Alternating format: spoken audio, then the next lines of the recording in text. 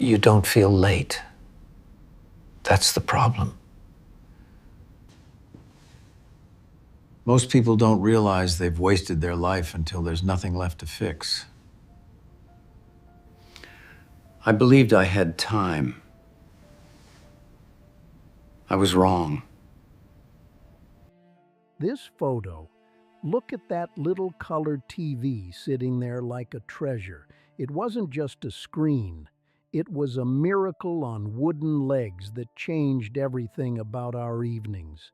We'd gather around it like it was a sacred altar, dimming all the lamps to make our living room feel like a proper movie theater.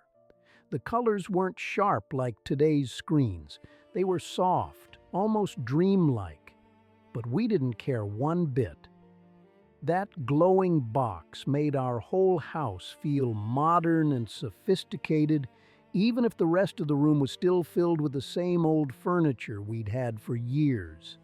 I remember my father adjusting the antenna for what felt like hours, trying to get that perfect picture. Now this was the night when the entire world held its breath and watched the impossible become real. We crowded around that little TV screen like it was a campfire telling ancient stories, except this was the future unfolding right before our eyes. The picture was grainy and kept cutting out. The sound crackled like an old radio, and still, we knew we were watching something that would live in history books forever. I remember thinking to myself, if human beings can actually do that, then truly anything is possible in this world. It's funny how back then we believed the future would only get kinder and more wonderful. We had such hope burning in our hearts. Here's one I don't like to stare at for too long, but it tells an important story. A simple newspaper folded on our kitchen table. Vietnam dominating the front page headlines once again, like it did every single day back then. The war wasn't something that lived on your phone or computer screen like today's conflicts. It lived right there in your kitchen, at your breakfast table, staring up at you every morning. It lived in your mother's increasingly quiet face as she poured coffee. It lived in the way your father would fold that newspaper just a little bit slower than usual, his hands heavy with the weight of all those young lives being lost so far from home. That's my best friend Tommy, right there with his duffel bag and that forced smile. We hugged like we'd be seeing each other again next week, maybe playing baseball in the park like always.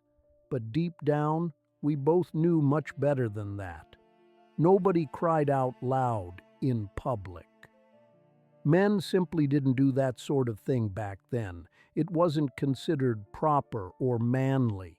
You just squeezed that person harder, patted their shoulder with all the strength you had, and swallowed down all those important words you didn't know how to say out loud. Some goodbyes. They don't really end when the bus pulls away from the curb. They echo for years and years afterward. My very first car sitting there in all its glory, not new by any stretch of the imagination, not fancy or impressive to anyone else, but when I turned that key for the first time and heard that engine rumble to life, I felt like I owned not just the road, but maybe even a little piece of my future destiny. Gas was incredibly cheap back then. Music was always playing loud on the radio, and hope was such an easy thing to carry in your heart. I didn't understand yet that real freedom isn't actually a car with four wheels and an engine. True freedom is who you become when nobody's watching you, when you're completely alone with your choices and your character. This one still smells like summer grass and possibility when I look at it. People today call it chaos and craziness. but I remember it as a kind of beautiful shared dream that we all had together. Everybody there wanted peace in the world. Everybody wanted their life to matter for something bigger than themselves. We didn't have perfect lives by any means, but we had hearts full of hope and love. And for one brief, shining moment in time, it actually felt like the world might learn how to love itself properly. There was music floating through the air, strangers sharing food and stories, and this incredible feeling that maybe, just maybe, we could change everything for the better. Look at that, the old radio sitting on the kitchen counter. You'd hear that very first guitar chord floating through the air, and the whole room would suddenly light up like electricity. We didn't scroll through endless options looking for entertainment like people do now. We waited patiently for something good to come on. We shared those magical moments together, all gathered around. And when a song hit your chest just right, touched something deep inside your soul, you didn't call it content like they do nowadays. You called it a memory that would stay with you forever. Music meant something different then. It brought people together instead of isolating them. I was so nervous that evening, my hands were sweating right through the little velvet box. I didn't have any fancy speech prepared or rehearsed. Just a simple question that felt bigger than anything I'd ever asked in my entire life, and a heart pounding like a bass drum in my chest. People today think love is all fireworks and grand gestures and perfect Instagram moments, but real, lasting love, that's choosing the exact same person on a boring, ordinary Tuesday morning when nobody's clapping or watching or taking pictures. It's about building something steady together, day by day, year by year, through all the wonderful times and all the difficult ones too. Our wedding day wasn't some big fancy production with hundreds of people. No expensive venues, no professional photographers, no social media moments to capture. Just our closest family members, some cheap flowers from the grocery store, and a promise that somehow felt heavier and more precious than gold. When I look at my young face in this picture, and Eleanor's radiant smile beside me, I can tell I had absolutely no idea what I was signing up for, what marriage would really ask of me. But I also didn't know just how incredibly lucky I was to find someone like Eleanor who would walk through life beside me, through all the joy and sorrow that was still waiting ahead. This one, that's the exact moment when everything in my life changed forever. Our kitchen table, 2 coffee cups getting cold, and Eleanor sharing news that made the entire room feel like it was spinning around me. I smiled like a confident man on the outside, but inside, I felt exactly like a scared little boy, excited beyond words, but also absolutely terrified of the responsibility. Eleanor had this glow about her, this quiet confidence that somehow made me feel like maybe, just maybe, we could do this together. Because when you truly realize that someone small and innocent will depend completely on you for everything, you start seeing your own life through completely different eyes. Those gas lines, I'll never forget them. Waiting for hours and hours in your car, watching that fuel needle like it was your paycheck disappearing. Cars stretching around the block, people getting frustrated and angry. We learned the hard way that all our modern comfort and convenience is actually quite fragile. That the world can flip a switch somewhere and suddenly all your careful plans don't matter anymore. It wasn't really just about gasoline or fuel. It was about the uncomfortable realization that we're not nearly as much in control of our lives as we like to think we are. It was a wake-up call about how connected everything really is. Here, you can see our television glowing in the corner of the room. That particular game felt like our entire neighborhood had somehow squeezed into our little living room to watch together. We yelled at the screen. We laughed until our sides hurt. We argued about the referee's calls, like they mattered more than paying rent.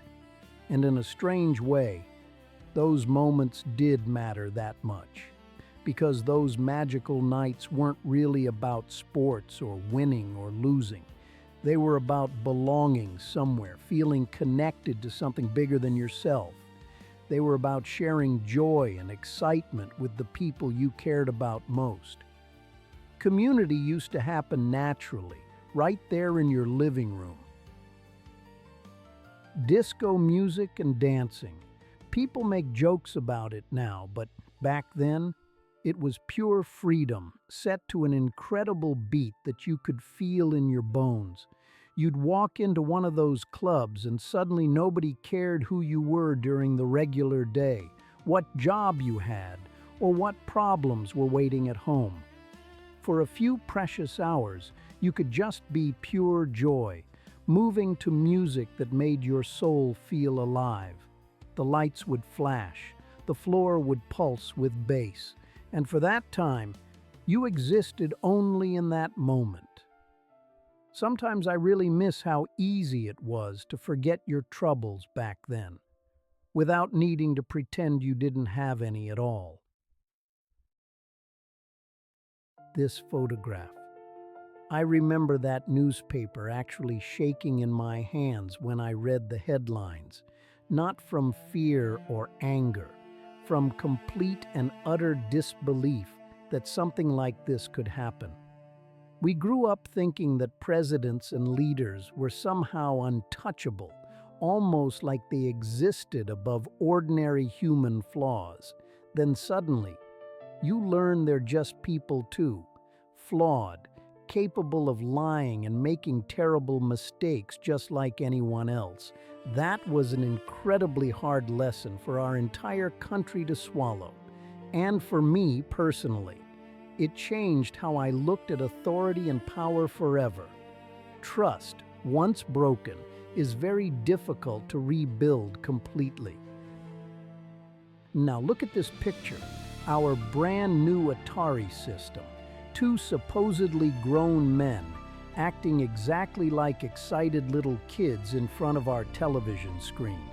We honestly thought this was the future, and we were absolutely right about that. We just didn't realize that the future would eventually shrink down to fit in our pockets and steal so much of our attention and focus from real life. Back then, when you finished playing a game, it actually ended. You turned off the machine and you went outside to play, or talk to your family, or read a book. The entertainment didn't follow you everywhere, demanding constant attention. There were clear boundaries between digital and real life. And then the album slowly closes, just like that, because you can't actually live back there in those golden memories. You can only visit them occasionally, like looking through an old window. But I'll tell you something important that I've learned. The past isn't precious and meaningful because it was somehow perfect or easier than today. It's precious because it's solid proof that you survived all of it. Every challenge, every loss, every difficult day.